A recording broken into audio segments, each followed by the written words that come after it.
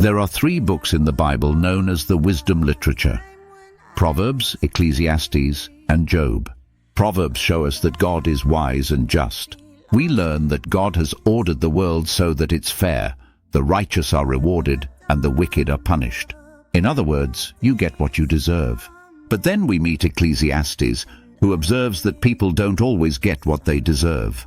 He says the world isn't always fair, that life is unpredictable and hard to comprehend, just like smoke. And this makes you wonder, okay, well, is God wise and just? That is a question that is being explored in the final book of wisdom, which is the book of Job. Job begins with a strange story that takes place up in the heavens, which are described as something like a heavenly command center. God is there with these angelic creatures called the sons of God, and they're all reporting for duty. God points out this guy Job, his servant, showing how righteous and good he is. Then one of these angelic creatures approaches. He's referred to in Hebrew as the Satan. The Satan? Who is this? Well, this word is actually a title, which literally means the one who is opposed. So out of this whole crew, he is the one questioning how God is running the world. He proposes that Job might not actually love God, that he's only a good person because God rewards him. If God were to take away all the good things he gave to Job, then we would see his true colors. So he thinks Job is just working the system? That's exactly right. Maybe he's obeying just to get what he wants. So God agrees to this experiment and allows Satan to inflict suffering on Job. And Job loses everyone and everything that he cares about. It is devastating. And remember, he deserves none of this. God himself said so. The remarkable thing is that in the midst of all this suffering, Job still praises God, at least for chapters 1 and 2. But then, in chapter 3, we find out how he's really feeling inside. He unleashes this poem that reveals his devastation. It's a long, elaborate curse on the day that he was born.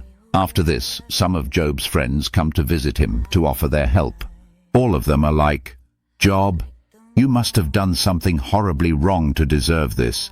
After all, we know God is just, and we know the world is ordered by God's justice and fairness, so you must be getting what you deserve."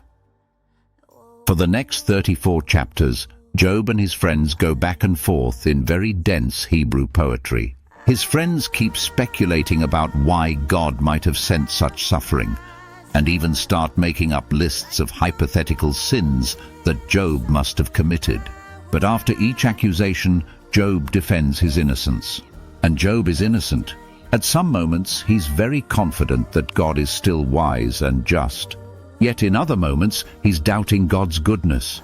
He even comes to accuse God of being reckless, unfair, and corrupt. By the end of the dialogue, Job demands that God come and explain himself in person. And God does. He comes in the form of a great storm cloud. Now, God doesn't give Job a direct answer. He doesn't tell Job about the conversation with the Satan. He does something very different. He takes Job on a virtual tour of the universe. He shows Job how grand the world is, and he asks him if he's even capable of running it or understanding it, even just for a day. God shows how much detail there is in the world, things that we might see every day but really don't understand at all. But God does. He knows it all intimately. He pays attention to the beauty and operations of the universe in ways that we haven't even imagined, in places we will never see. Then, to conclude, God shows Job 2 wondrous beasts and brags about how great they are. And God says they're not evil. They're actually part of his good world. And then that's it. That's God's whole defense. From Job's point of view, it looks like God is not just.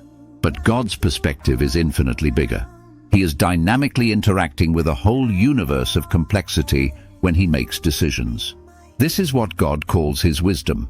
So Job asking God to defend himself is actually kind of absurd. He couldn't comprehend this kind of complexity, even if he wanted to. So, where does this leave us? Well, it leaves Job in a place of humility. He never learns why he suffered, and yet he's able to live in peace and in the fear of the Lord. But that's not where the book ends. After this, God restores to Job double everything he had lost. The whole book just made the point that Job losing everything was not a punishment, and so now getting it back isn't a reward. So why does he get it back? Apparently, God in his wisdom decided to give Job a gift. We don't know why, but what we do know is that Job is now the kind of person who, no matter what comes, good or bad, can trust God's wisdom. And that's the book of Job. These biblical books of wisdom are amazing. Each one offers a unique perspective on the good life, and you need to hear all of them together as you learn to live with wisdom and in the fear of the Lord.